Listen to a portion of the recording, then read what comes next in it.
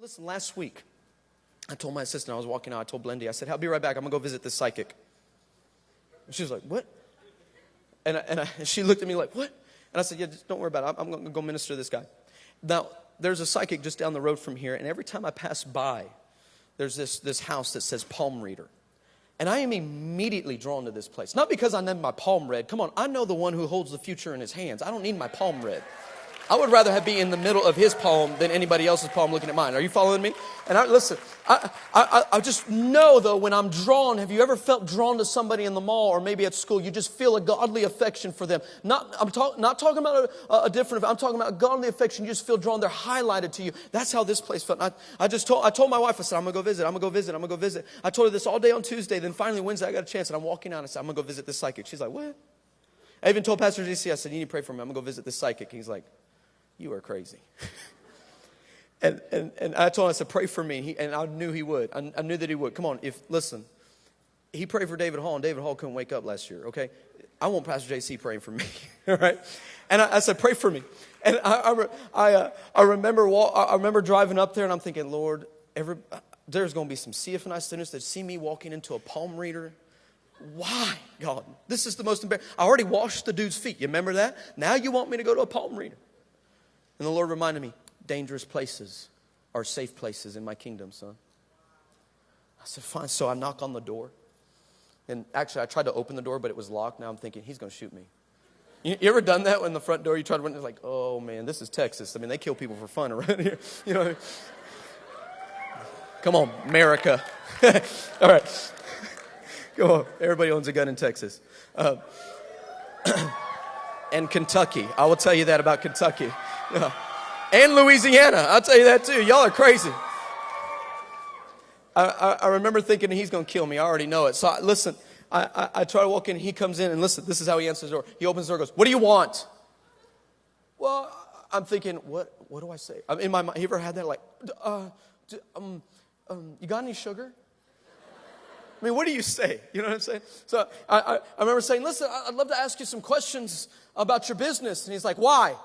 And I said, well, I'm just curious. I always drive by here. I'm real drawn to this place. Do you mind if I ask you? He's like, what are you going to use it for? And I said, nothing. I'm just curious. I just want to know why you're here and what you're doing and all that kind of stuff. He says, well, do you want your palm read? I said, not really, but I'll pay you for your time. And he's kind of like, oh, okay, come on in. And so he lets me in and he says, what do you want? And I'm like, listen, I just want to ask you some questions. How long have you been doing this? And he said, well, I've been doing this for 26 years. I said, how'd you get started in this? He said, well, I inherited this. I'm like, what do you mean by that? He said, my grandfather was a mystic and started reading people's palms and could read 30 to 60 days in the future. And I said, really? I said, I know somebody who can tell you the future at any moment that you want him to. All you have to do is ask him. And he started looking at me. I said, in fact, the Lord's, and I let it slip out right there. I said, the Lord has really used me to actually prophesy to people to have babies or to see breakthrough or to have healing come their way and that kind of stuff was going to happen. And he said, well, he said, are you a Christian? I said, yes. And he said, well, I'm a Christian too. And I'm like, really? You don't know the same Jesus that I know, homie. I'm telling you right now, that's wicked and demonic. And I remember, I'm trying to stay on the stage. And I remember thinking, oh man, this is going to get ugly real fast. So I said, listen, I'm really drawn to this place. And I believe the only time God makes me drawn to someone or something like this is because he wants me to pray for somebody in here. Can I pray for you? And he said, I don't want you touching me. I said, I don't have to touch you. Can I pray for you? He says, you need to leave now. And I said, no, let me ask you some more questions. So I started asking him some questions. Where are you from? Do you have any kids? What's their name? And he's like, you need to go. Their names are this, but you need to go. I'm married for this long, but you need to go. And I said, can I pray for you? He said, absolutely not. And I'm thinking, God, what am I doing here? And he said, do you want your palm read or not? I said, no, but I'll pay you for your time. He said, no, you just need to leave. You need to go. And I said, well, let me ask you a couple more questions. And he said, okay, fine. And I said, when people think of palm readers, they think of black magic and witchcraft and that kind of stuff. Do you see that? And he says, no, we don't see that here. And I'm thinking, yeah, right. And I said, sir, can I pray for you? And he said, no, I don't want you. You need to go. And I said, fine. Did you hear that echo? That was boss, man. Did y'all hear that? Go! Now! Man, I could play with that for a while. He said, you need to go. I said, are you sure I can't pray for anything? He said, I need you to go. And he's like rushing me out of his house, and he closed the door behind me. And I remember thinking, God, thank you for the embarrassment. Once again, washing people's feet, attacking palm readers, about to get shot in the hood. Thank you so much. This life is so wonderful. And this is what he spoke to me. He said, son, I said, Lord, he kicked me out. And he said, son, that's what a counterfeit does when he's standing in front of the real deal. Why is that? Because dangerous places are safe places in the kingdom. And all we want to do is live in our comfort when we've got an exciting God that says, let's take an adventure today.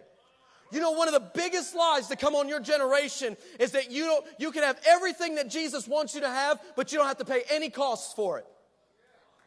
Let me tell you something. Your destiny will never go on sale.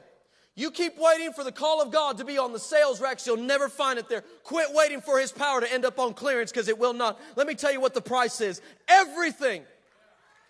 Because dangerous places are safe places in the kingdom. If you're more worried about your reputation like I was, or maybe you're more worried about what so-and-so might say, or what my parents might think, or what this may happen. Listen, understand what I'm saying.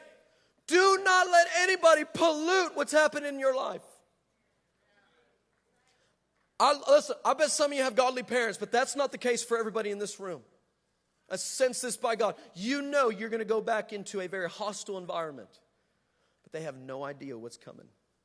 They have no idea what's about to walk in their house. They have no idea the times they're going to find you praying in your room. They have no idea the times they're going to hear you crying out to God for their very souls to come up out of the grave and them have life in them. They have no idea what you are capable of. You are dangerous, and you are constantly looking for dangerous places.